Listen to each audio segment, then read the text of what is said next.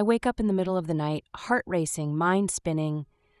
That dream, no, those memories ripped me straight out of sleep. I'm not alone. I was never alone. There were people who cared for me. I can feel their voices, soft and warm, even though their faces are still blurry. But how? How can I remember a life that isn't this one? In this life, I grew up alone. I bounced around foster homes, no family, no friends, just me, and the crushing weight of everything. But in the life before, I succeeded in sleeping forever. So why was I the one given a second chance? Someone else, someone stronger, would have deserved it more. I'm still the same broken thing as before. Would whatever power gave me this chance be regretting it now? I sigh and drag my fingers through my hair, trying to slow down the avalanche of thoughts, when something in the corner of my eye catches my attention. The cat is sitting by the window, staring up at the moon and stars as if listening to them. I watch them quietly, and then it hits me. Everything strange started the moment I brought this cat home. The dreams, the memories, the flashes of a life I buried or lost.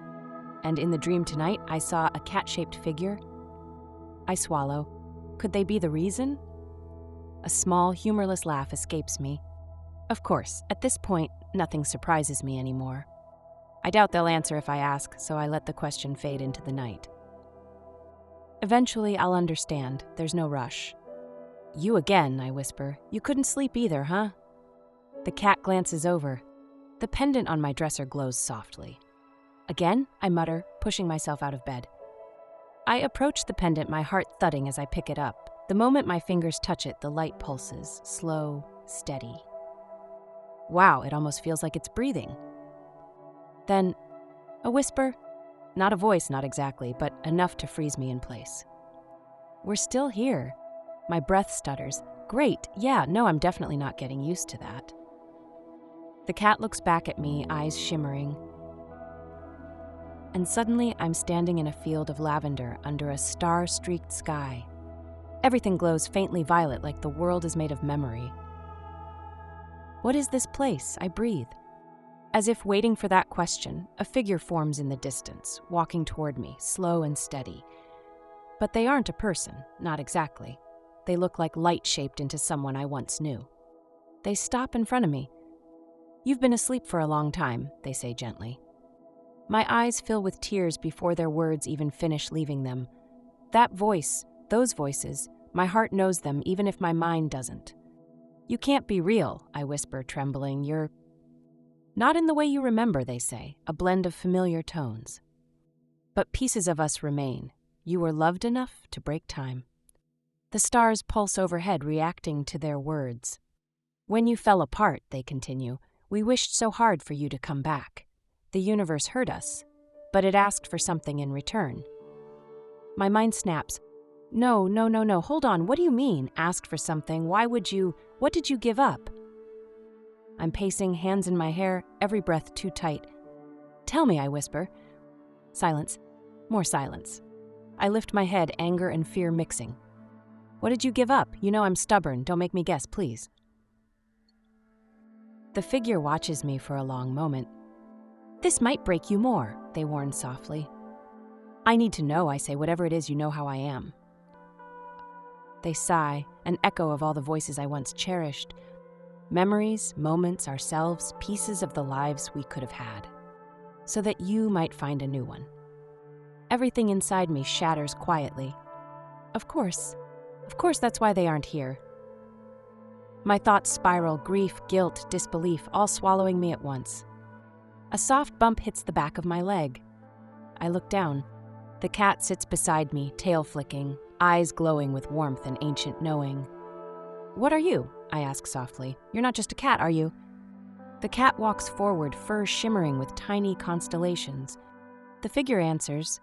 The wish needed a vessel, something gentle enough to stay close to your pain, and patient enough to wait for you, love. Your memories were sealed until your heart was ready.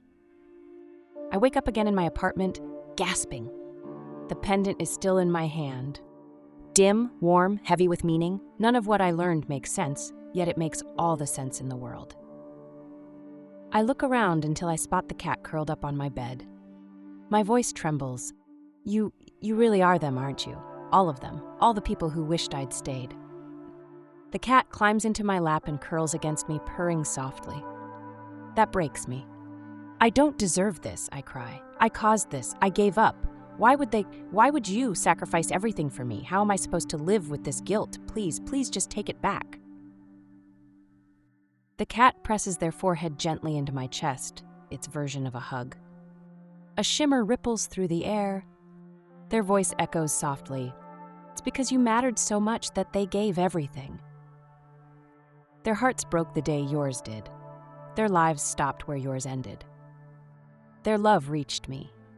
I'm so sorry, I whisper. I never meant to hurt them. I never imagined. The cat flicks their paw and taps my forehead. Dummy, they say.